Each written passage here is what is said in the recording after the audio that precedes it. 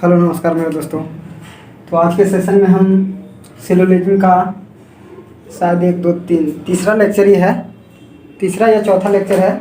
इसमें हम कल दो तीन लेक्चर में एक स्टेटमेंट, एक लाइनर वाला स्टेटमेंट, टू लाइनर वाला, आज उसी से रिलेटेड उससे आज आगे हम पढ़ाने का कोशिश करेंगे। टू लाइनर थ्री लाइनर दोनों का कंसेप्ट लेकर आए हैं और इसके अगले वीडियो में इसका पूरा पिछला का हम बैकअप पहले करा देते हैं और उसका बाद देखिएगा ये क्वेश्चन। तो हम आपको 4 स्टेटमेंट बताए थे, यहाँ से आप लोग ध्यान दीजिएगा। थोड़ा सा जो पीछे वाला मेरे वीडियो ना देखे हैं उनसे गुजारिश है कि पीछे जाकर देखें, बट यहाँ भी हम समझाने का प्रयास करते हैं। यदि समझ में नहीं आता तो पिछला लेक्चर जरूर देखें और शेयर वीडियो को जरूर करें। तो देखिएगा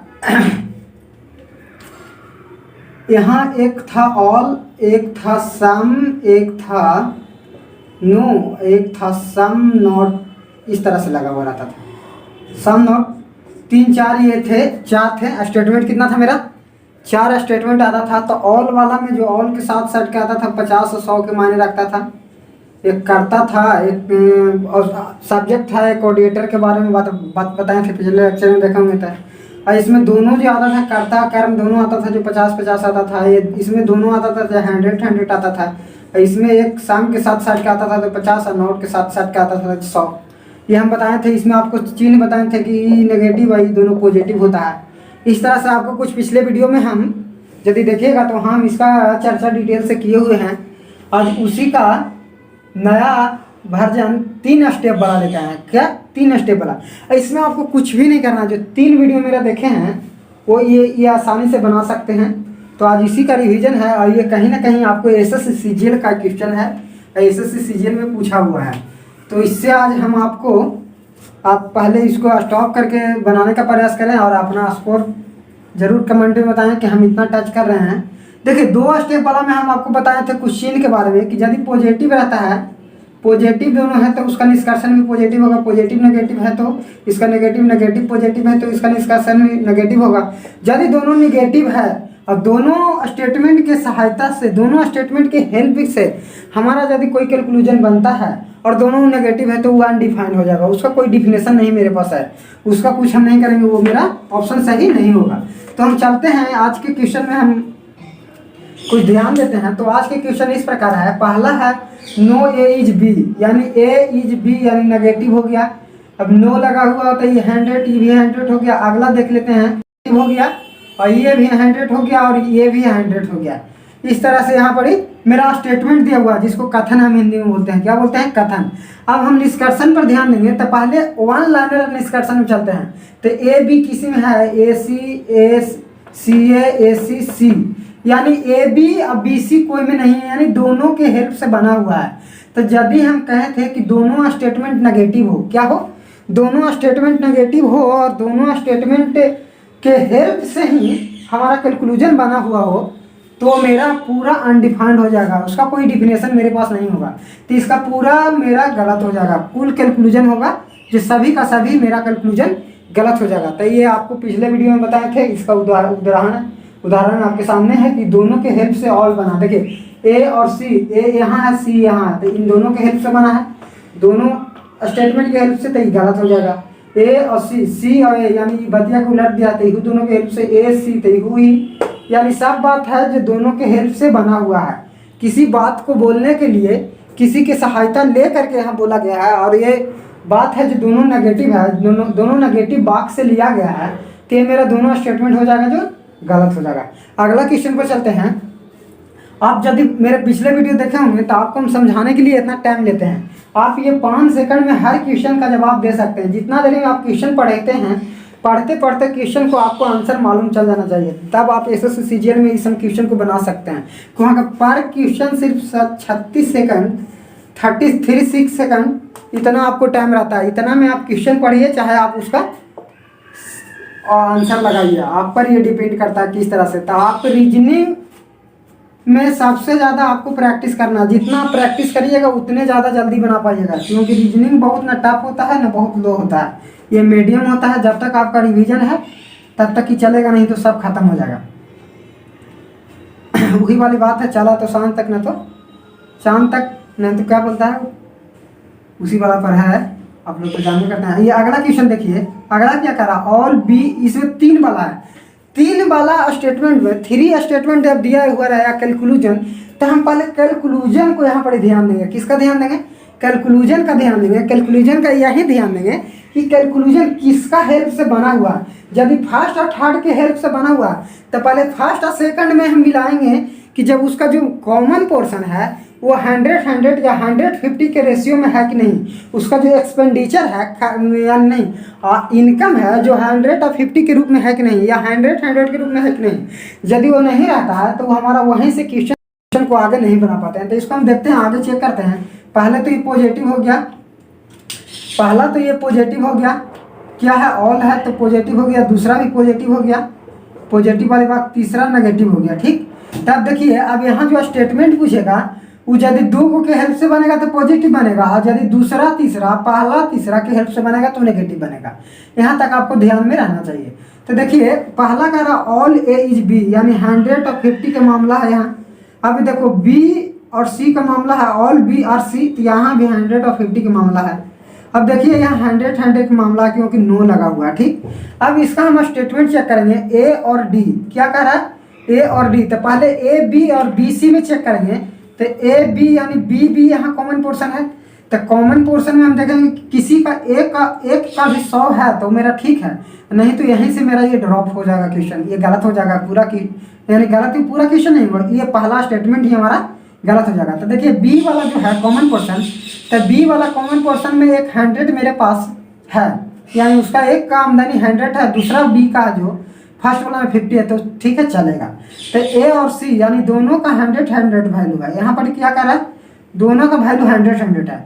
यहाँ देखिए ए का वैल्यू 100 और डी का भी वैल्यू 100, तो ये ऑप्शन मेरा सही हो जाएगा। अब दूसरा में जाते हैं, डी और ए की बात कर रहा है, डी और ए की बात कर रहा है, अब 50-50 कर रहा है, 50-50 कर रहा है। बट अब यहाँ पर हमको ध्यान देना है, डी और ए यहाँ पॉजिटिव हो रहा है, यहाँ नेगेटिव हो रहा था, जब भी दोनों के मिलके बनेगा तो नेगेटिव बनेगा, तो ये इसी मेरा गलत हो जाएगा। रेशियो के हिसाब से 50 और 100 के हिसाब से सही है, बट मेरा चिन्ह क्या कर दे रहा, यहाँ पॉजिटिव कर दिया, वहाँ मेरा आता है क्या कैलकुलेशन में नेगेटिव, तो ये मेरा गलत हो जाएगा। अगला देखिए ए और डी, ए और डी देखिए ए और डी के मामला है, तो ये भी वही बात है, यहाँ ठीक है, बट ये पॉजिटिव हो जा रहा है, ए डी जब भी बनेगा तो नेगेटिव बनेगा, ये नेगेटिव और पॉजिटिव नेगेटिव बनेगा, तो ये नेगेटिव हो रहा था, ये भी मेरा गलत हो जाएगा। सम ए और नॉट बी, ए और बी का मामला है, ए और बी का मामला है, तो ई भी मेरा क्या हो जाएगा, गलत हो जाएगा, क्योंकि ए बी दोनों में है, बी यहाँ बी ए यहाँ, तो यानी एक ही स्टेटमेंट की लाइन है, और जब एक लाइनर वाक्य होता है तो जिस चिन्ह के द्वारा स्थापित रहता है, जिस चिन्ह के द्वारा उसको निर्देशित दिया रहता है उसी चिन्ह में वो सही होता है। तो यहाँ नेगेटिव का रहा है, वहाँ पॉजिटिव का रहता है, इसका ओनली आंसर हो जाएगा, ओनली आंसर 1 हो जाएगा। क्या हो जाएगा, ओनली आंसर 1 हो जाएगा। उसी तरह से तीसरा क्वेश्चन पर आते हैं। तीसरा क्वेश्चन भी 3 स्टेटमेंट वाला है। अगले क्लास में हम आपको 4 स्टेटमेंट बताएंगे, फिर आपको हम सारांश के रूप में भी देंगे क्वेश्चन हिंदी में, जो आपको पास क्वेश्चन रखेंगे, और वो क्वेश्चन आपको पढ़े में 5 से 10 मिनट रहेगा। बाकी वहाँ पर जब रहता है तो एक क्वेश्चन दे दिया रहता है, उसको 2-3 पार्ट में कैलकुलेशन रहता है, 5 से 6 नंबर का वो क्वेश्चन रहता है, तो आपको हाथ आने वाली बात नहीं है, वो भी हम आपको बताएंगे।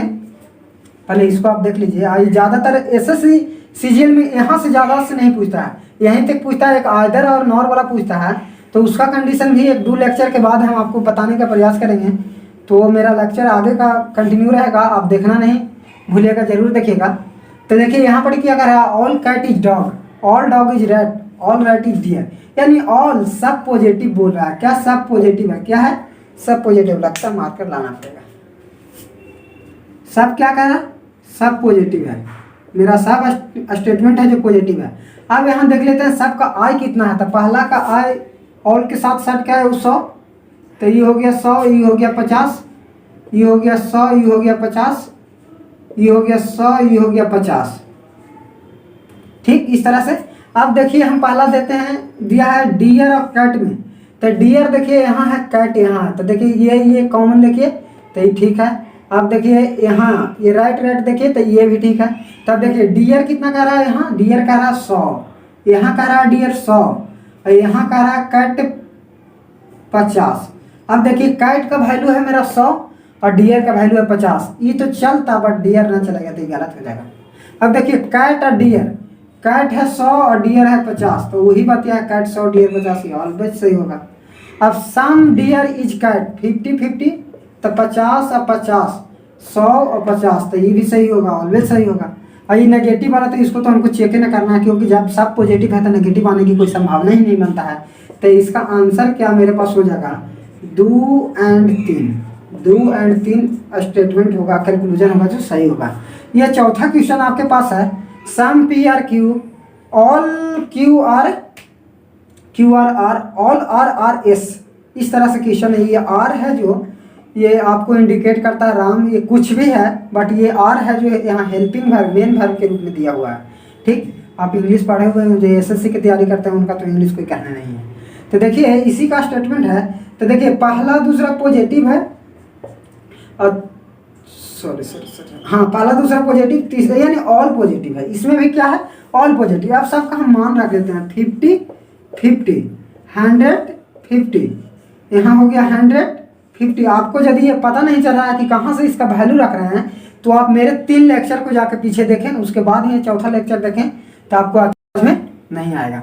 तो अगला क्या कर रहा है, यहाँ आप देखेंगे ऑल पी और एस में, पी यहाँ है और एस यहाँ है, तो पी और एस के बाद पूछ रहा है। अब देखिए 100 के मामला एगो मिल रहा है, यू ठीक है, यू मिल रहा है, यू ठीक है। अब देखते हैं ऑल पी और एस, तो एगो आ रहा है 100 और एगो आ रहा है 50, यहाँ कह रहा है कि दोनों का मारा है 50 है, तो ये क्या हो जाएगा, गलत हो जाएगा। सम पी और एस, तो ये 50 और ये हूँ 50, तो पी और एस के मामला है और 50-50 इशू का मारा 50 खर्चा कर रहा है, सही हो जाएगा। नो वाला के तो डायरेक्ट काट देना, क्योंकि इसमें नेगेटिव क्वेश्चन टेंशन है। सम एस और पी में, एस और पी यानी 50-50 कमा भी रहा है, इसका आंसर कौन कौन सही हो जाएगा जी, 2 एंड 4 ऑप्शन इसका करेक्ट हो जाएगा। तो इस तरह से आप अपना यदि एसएससी के आप बुक रखे हुए हैं या क्वेश्चन बैंक रखे हुए हैं, तो उससे आप मिलाइएगा और वहाँ से रीजनिंग बनाने का प्रयास करिएगा, क्योंकि बहुत चैलेंजिंग पोर्शन आपको हर एग्जाम में रीजनिंग हो जाता है। यदि आप रीजनिंग कर रहे हैं तो आपका वहाँ मेरिट बनेगा। यदि रीजनिंग आपको गलत हो रहा है, क्योंकि सबसे ज़्यादा इजी आता है तो रीजनिंग, और सबसे ज़्यादा हार्ड आता है तो रीजनिंग। जो पढ़े हुए हैं उनके लिए रीजनिंग इजी है, जो नहीं पढ़े हुए हैं बहुत हार्ड है। और सिलोजिज्म तो आप जानते हैं कि इसमें अच्छा टीचर भी फंस जाते हैं, तो सिलोजिज्म को बहुत ध्यान से पढ़ना है। सिलोजिज्म हम आपको बता